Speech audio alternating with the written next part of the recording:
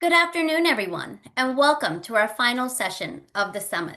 I'm Tejal Parikh, an occupational therapist, and I co-direct the accessibility services at ALS United Greater New York. I'm delighted to be with you here today. Over the last few days, we've spent time learning, connecting, laughing, adapting, and supporting one another. We've talked about equipment and research, procedures, mental health, communication, community resources, caregiving, advocacy, and all the practical pieces that come together when navigating ALS. But this session brings us to something deeply human: resilience. Resilience is often misunderstood as staying positive all the time, but real resilience is much more than and much more honest than that. It's not pretending that things are easy. Today's speaker brings a perspective that reminds us that even in the middle of immense challenge, there can still be purpose, humor, kindness, connection, advocacy, growth, and moments of joy. Through participating in research, recognizing everyday acts of kindness, and leaning into community, creating change, he has found ways to redefine what resilience looks like. This conversation is especially meaningful because resilience does not belong to one person in the ALS journey. It belongs to the people living with ALS, caregivers, loved ones, clinicians, researchers, and the communities walking alongside them. It is my privilege and honor to introduce to you today's speaker, Matthew Rocheleau. Matthew was diagnosed with ALS in his mid-30s in the spring of 2023. Since then, he's joined volunteer efforts with organizations including ALS United, I Am ALS, NEALS, and the congressionally directed medical research programs. He's also participated in a slew of important observational trials, such as with ALS TDI, Everything ALS, Target ALS, and the Muscular Dystrophy Association. He's gained valuable knowledge as a research ambassador through NEALS Clinical Research Learning Institute and as a patient fellow at the International Symposium on ALS MND. He previously worked as a journalist, including a decade as a reporter for the Boston Globe, where he was a member of the Spotlight team and led a project that won the 2021 Pulitzer Prize in investigative reporting.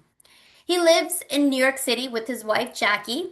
She is not only an amazing partner and caretaker, but has also run multiple marathons, raising tens of thousands of dollars for ALS causes. And she has plans for more. We hope that she will also join us at the end of this presentation. So Matthew has prepared a presentation for us today, and following it, we will have some time for questions and discussions. So take it away, Matthew. Thank you so much for the nice introduction. And yeah, I will share my screen now. The presentation I'm gonna give will use a pre-recorded version of my voice to preserve my voice for the Q&A after. So one moment.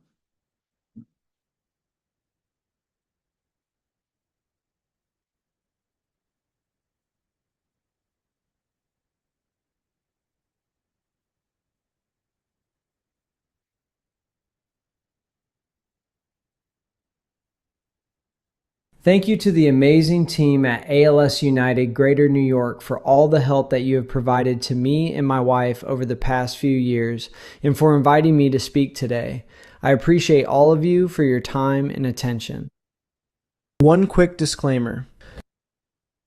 I'm going to focus my talk today about my own experience and outlook on living with ALS.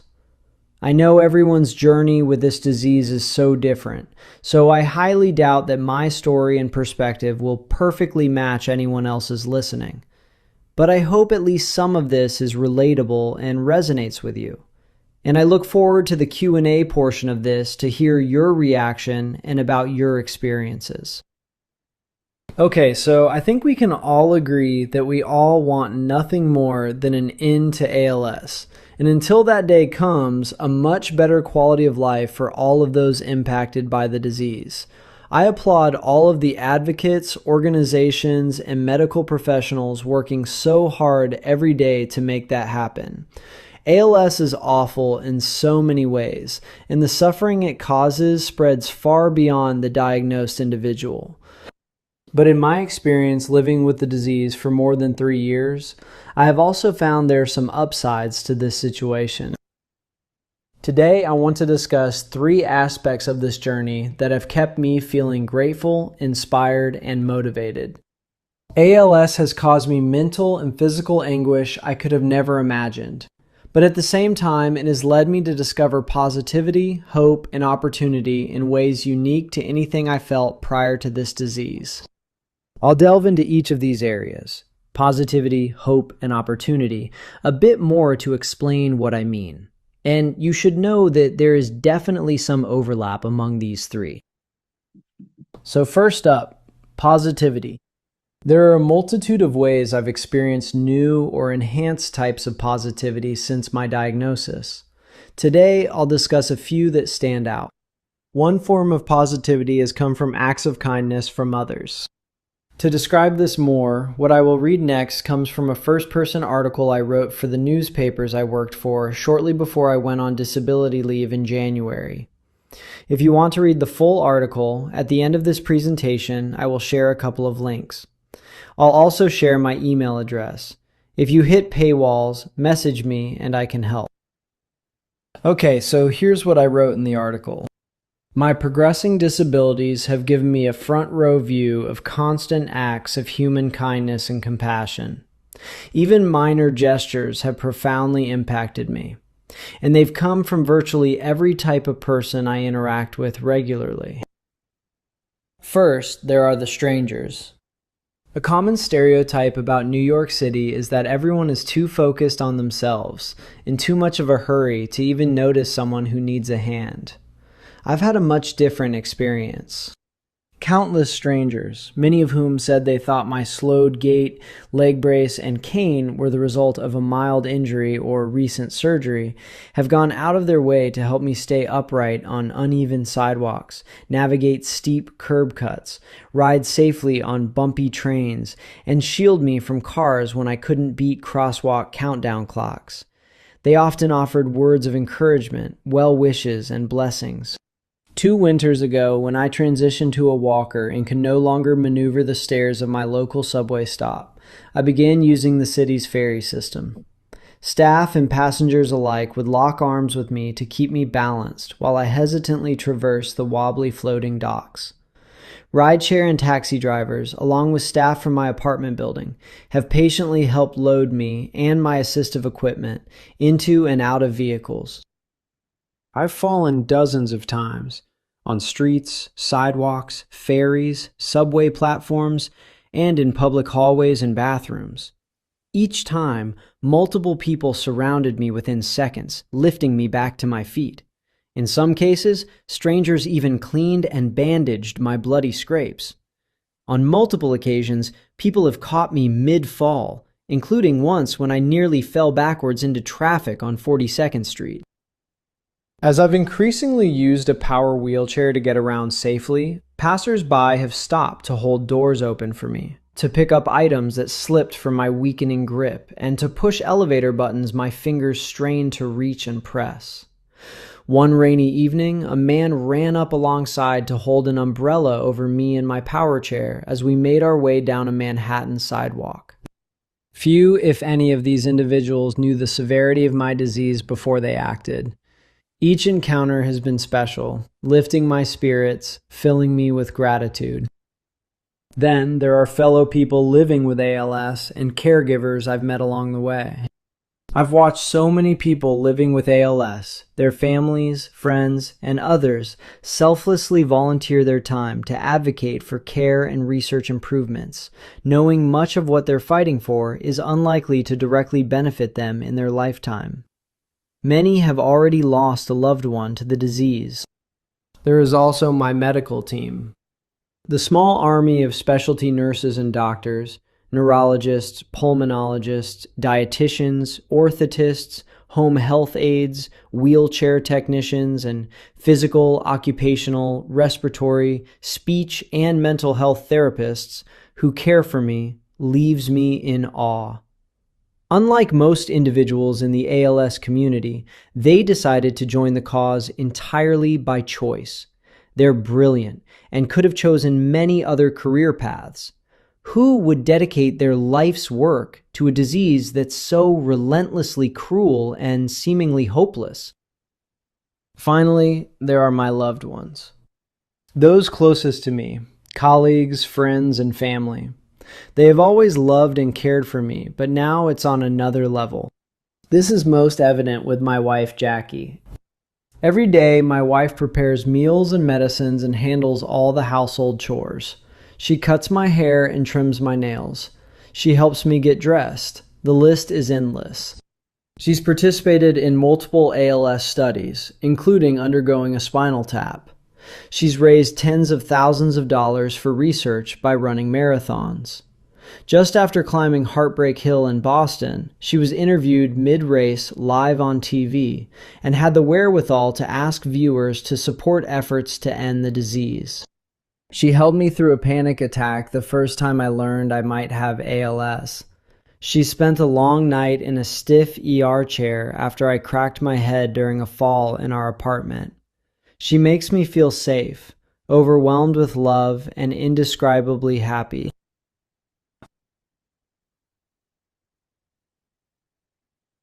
And as they cross the top of Heartbreak Hill, they're really feeling it. Hey, Channel 5 here, you want to shout out to anybody? Yeah, my husband Matt, Cure ALS. How many times have you run Boston? 2. How are you feeling today? A little sore, but I can do it, so I'm doing it. And I just want to cure for ALS so badly. So let's fund ALS research. All right, what a great message to send out today.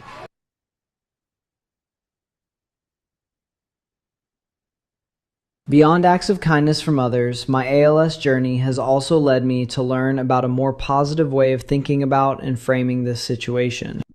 I imagine folks on this call are familiar with the ALS FRS scale, which is used to rate the physical abilities of those living with the disease.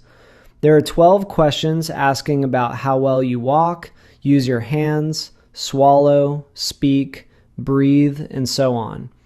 You start with a maximum of 48 points, and typically over time you continue to just lose point after point. It's all downhill.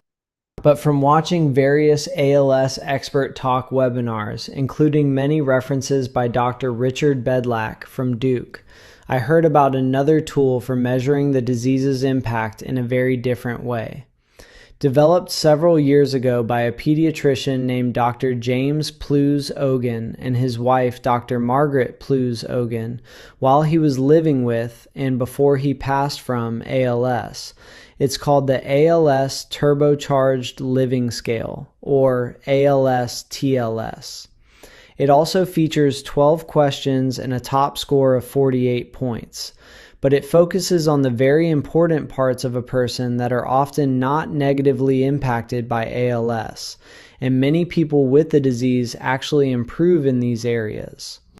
Adaptability, humor, kindness, compassion, hopefulness, resilience, altruism, passion for creating change, fierceness and drive, advocacy for self and others, ingenuity, vision and meaning.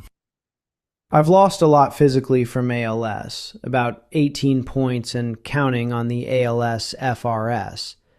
But in those other areas I listed from the turbocharged living scale, which personally I believe are more important than physical abilities, I think I've made some pretty significant gains.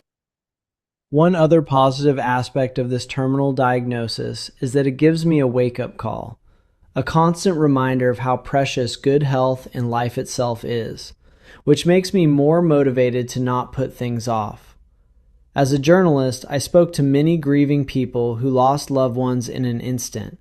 A car crash, an overdose, gun violence. Life can be so fleeting and fragile, but that never really hit home, or it at least never truly stuck until I was diagnosed. I probably won't end up with as much as I envisioned or want, but I am so grateful for the time I have. In addition to the positivity I have experienced while living with ALS, I have also found hope.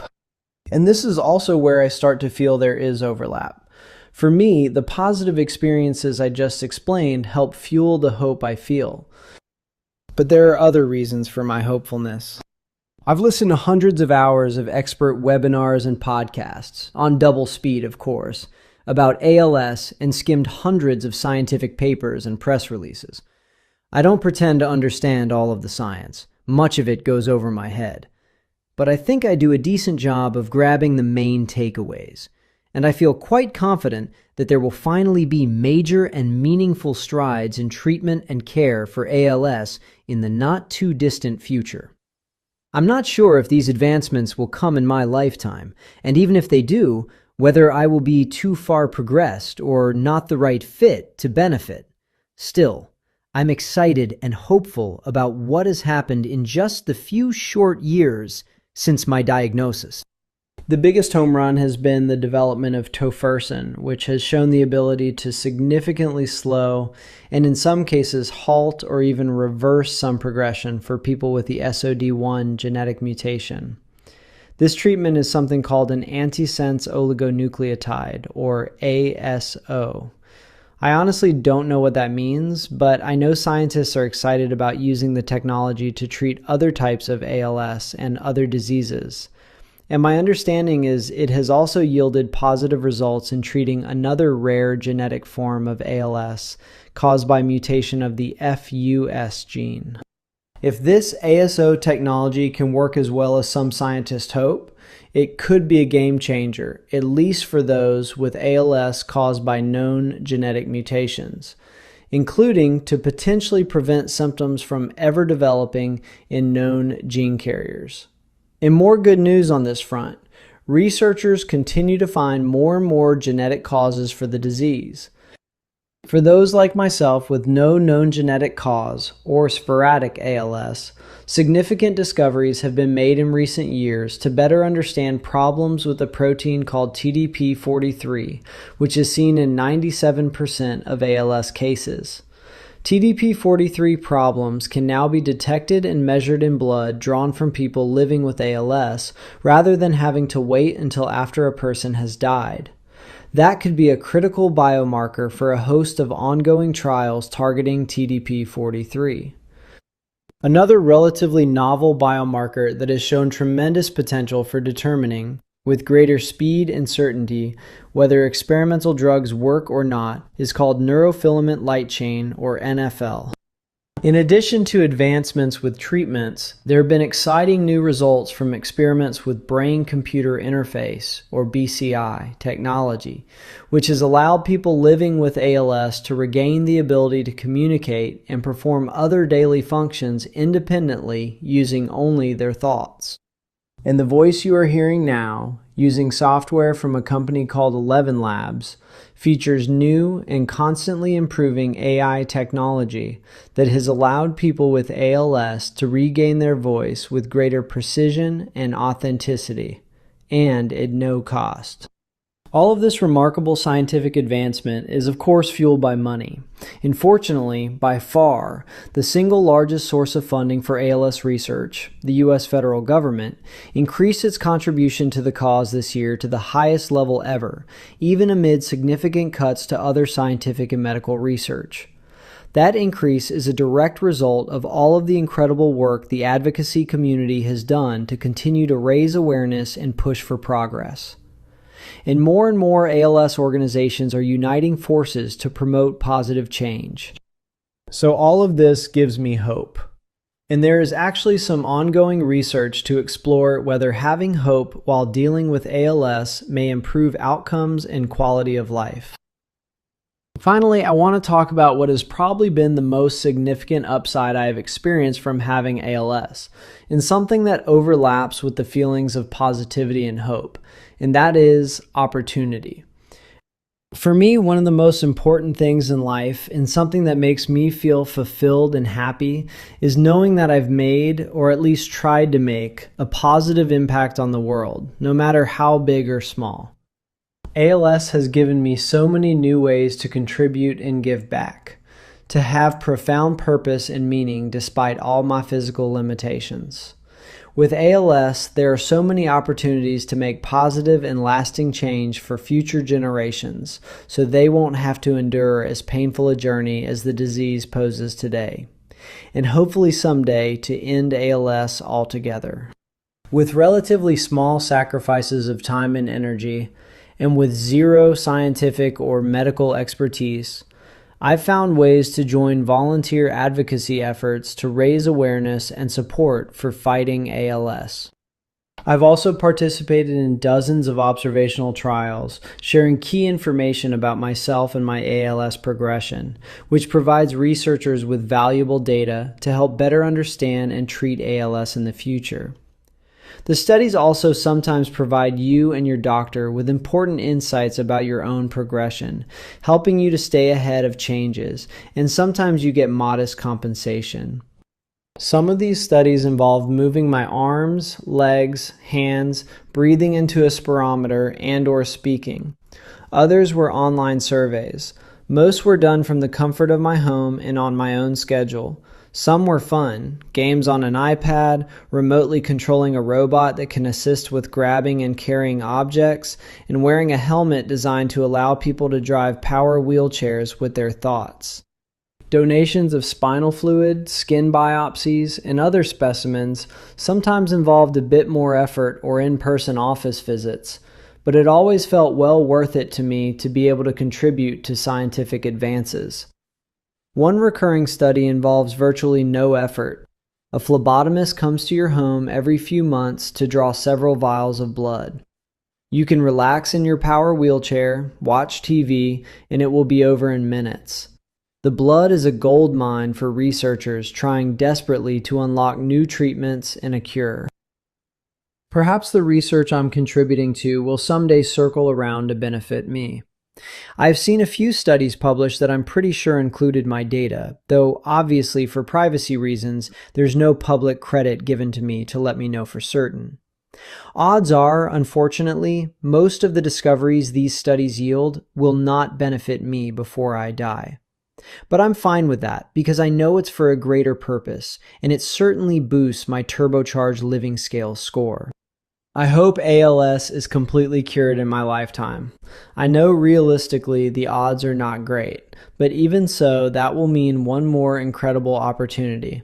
I'll be able to make one final and extremely important contribution to fighting ALS by donating my brain, spinal cord, and whatever else researchers might want to study after I die.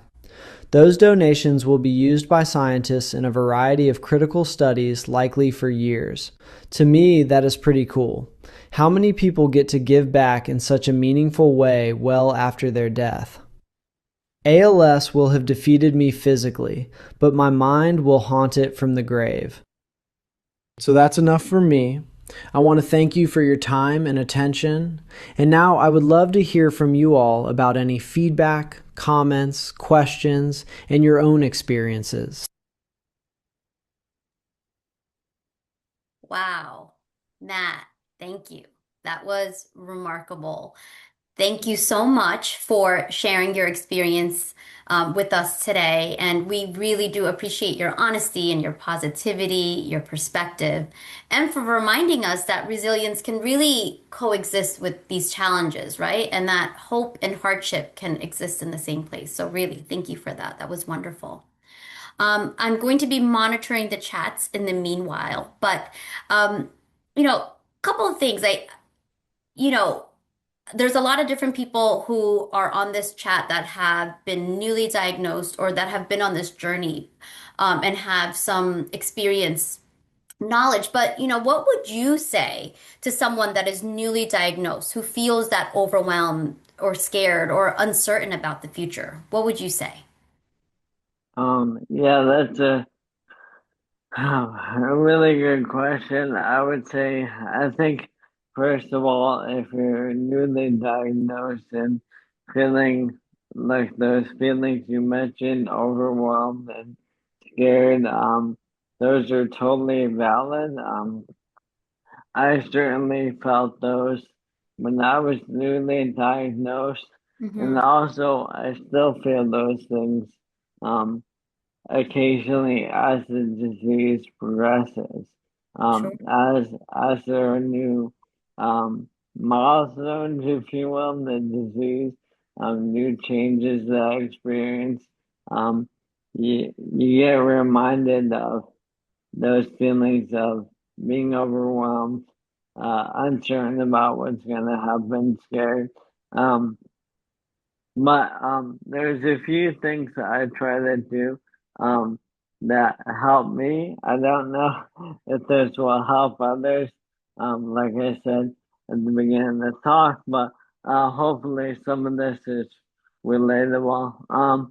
I try to always think back that um, the uh, the feelings I tend to feel when something negative happens, um, those tend to be most amplified early on.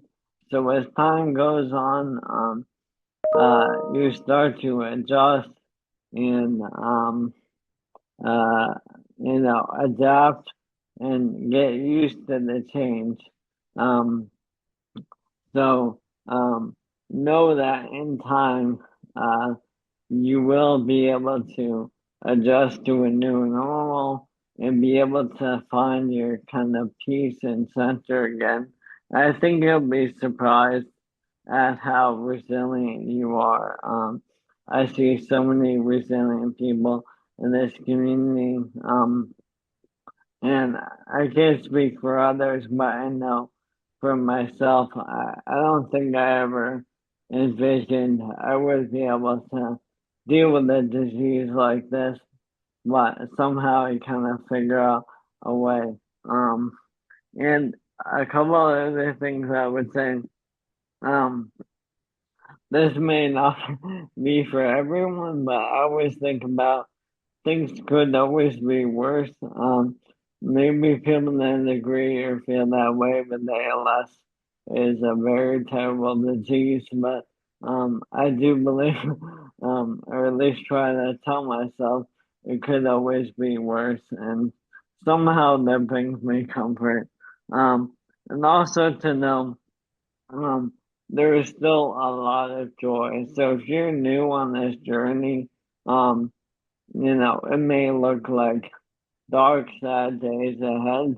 But I can tell you, I've had some of the hardest laughs, the most joyful days since my diagnosis.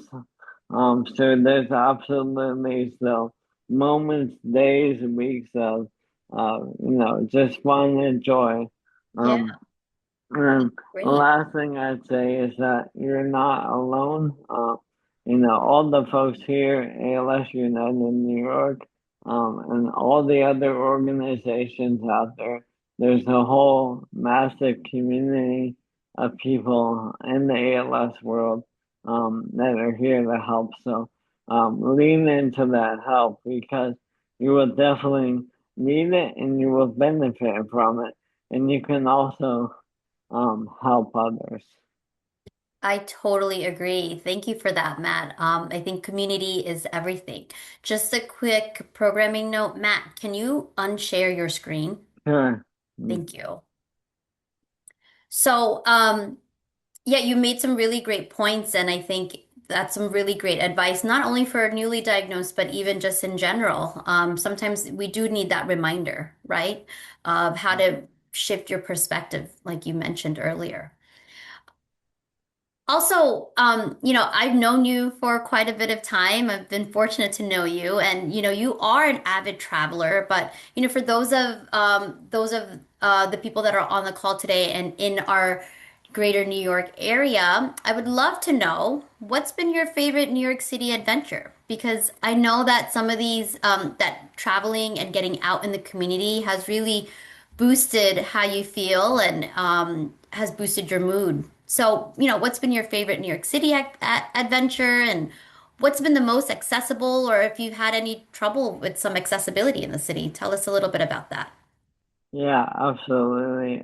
So soon after my diagnosis, Well, I guess I'll go back a little. My wife and I moved from Boston to New York City in the summer of 2021, and I was diagnosed about 2 years later. So we were relatively new to New York, and we had in our minds kind of a list of things we wanted to do and see in New York. We obviously thought we'd have um, much longer period of time where we'd both be healthy and active and able to go up and down stairs and all that.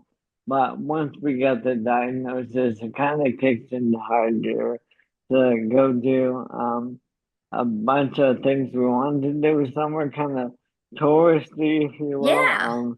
Yeah. But we've had a lot of fun.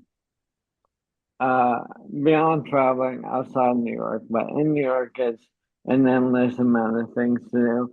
For a couple of things I will say, genuinely, the Lou Gehrig Day events have been really special. And there's been a few other events with ALS organizations in the city. And I think for anyone who hasn't been, I would highly recommend it because this is a very unique disease. We're going through, we're experiencing, and getting to meet other people going through that experience. Really helped me. I was intimidated and scared at first to meet others with the disease, even though I had it, still not sure what to say, how to say it, and all that. But those were really special. Apart from that, there's two in my. I live in Long Island City, um, and there's the Queen's Museum out by City Field is one of my favorites. They have a really cool um giant room with a map of New York City. I haven't been there in my power chair, but I think it would work. I did last go there using a walker or rollator, and it was accessible. Um, Another one near to my home is MoMA PS1. There's a particularly cool exhibit there that I think is really peaceful. If you want to check it out, it's the James Terrell exhibit. Um, just call ahead to make sure it is open because it can depend on the weather. But I Yeah. went there a couple of weeks ago in my power chair, it's fully accessible. Um, and another cool place we went was the cloisters. Though I think that you asked what would be not accessible. I think that would be definitely a challenge. I don't know for sure. Um, but that had, as I remember, I went earlier in my disease, so I was able to do stairs and walk with a cane. But there's a lot of hills and stairs in the old building. That might Yeah. be tougher. That's pretty cool, Matt. I mean, these are definitely like my landmarks that I'm not always familiar with, but it's so great that, that you've gone out and that you've checked out so many cool places just within our city. So that's awesome. Thank you for sharing that. We did have some comments, I should say, in our Q&A section. And, Steve mentioned that he said a dark sense of humor helps. When the people around you appreciate this, it's even better. And I know that your sense of humor is amazing. What keeps you laughing these days, Matt? Tell us. Yeah, that's a really good comment. I definitely have a dark sense of humor too. And I think it can help put people at ease. People who are whether they're around you every day or you only see them every so often. Um, if you can find ways, and it's not easy, but you can kind of find lighter moments in ALS or laugh at the absurd situations it can present. It can make you and others feel more comfortable. It's always fun to laugh. But so I get my laughter from a lot of the same places I used to before ALS. So it's um, both in person and phone calls and text with friends, family, coworkers, everyone. So, and I listen to stand-up comedy a lot. I find a lot of joy in that. As I mentioned, originally from Boston, so I listen to a lot of Boston sports radio, and I find humor in Yeah. that. So, there's a lot I do that kind of, you know, things that I used to do anyway, but now it's kind of extra special and something I cherish more, um, because having those lighter moments and a chance to laugh is so fun. Um, I couldn't agree with you more, Matt. Thank you for sharing. So, Matt, thank you so much again for your honesty and your presentation today.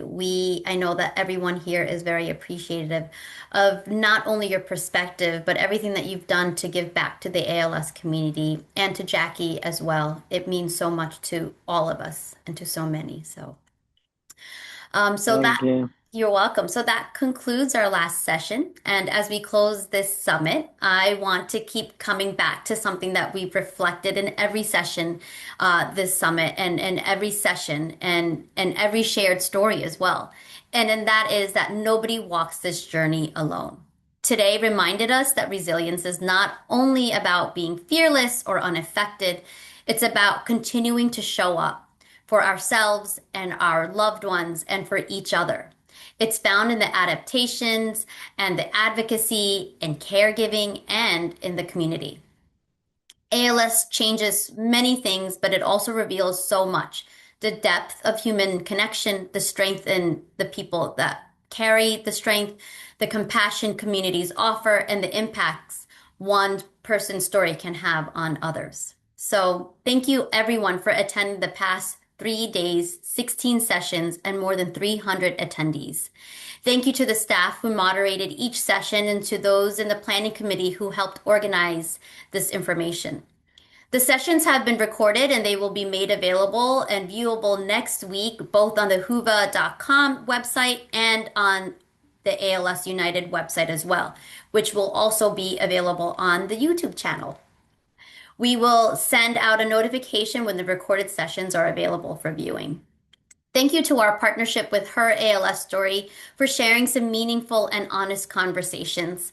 Thank you to our gold sponsor, Shinogi. And lastly, we hope that many of you can join us at any of our upcoming events, including the Walk ALS events in Westchester and North Jersey.